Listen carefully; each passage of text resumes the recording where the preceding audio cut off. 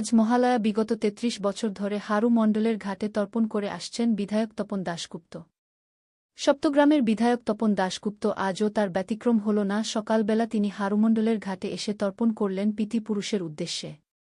পিতৃপুরুষদের কাছ থেকে তিনি আশীর্বাদ চাইলেন যাতে রাজ্যের মানুষ এবং সপ্তগ্রাম বিধানসভার মানুষ যাতে ভালো থাকে, সুস্থ থাকে, সেই জন্য তিনি প্রত্যেক বছরের মতন এই বছরেও তর্পণ সাধলেন হারু মণ্ডলের ঘাটে সপ্তগ্রামের বিধায়ক তপন দাশগুপ্ত। অন্যদিকে শেওড়াফুলির ছাতুগঞ্জ ঘাটে পিতৃ তর্পণে রাজ্যের মন্ত্রী বেচারাম মান্না ও হরিপালের বিধায়িকা ড করবী মান্না।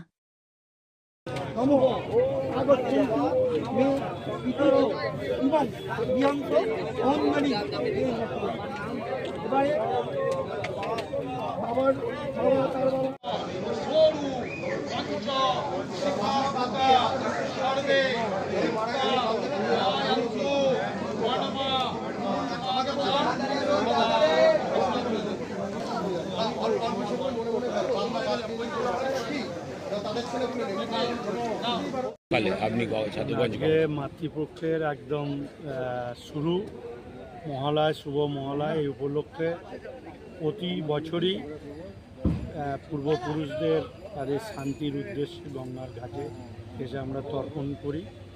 আর সাথে সাথে আমরা মা গঙ্গা, বাবা সূর্যদেব এবং মা দুর্গা তার সকলের কাছে প্রার্থনা করি রাজ্যে যেন সকলের মঙ্গল হোক, সাধারণ মানুষের এই মঙ্গল কামনায় আমরা আজকে এই তর্পণে এসেছিলাম। প্রতি বছরই আসি।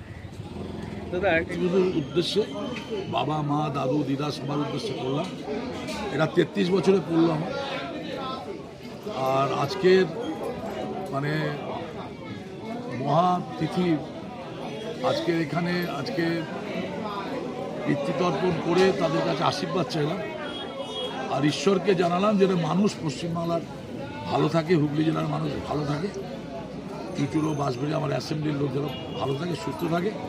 আর আমি সারা বছর যেন তাদের সেবা করতে পারি।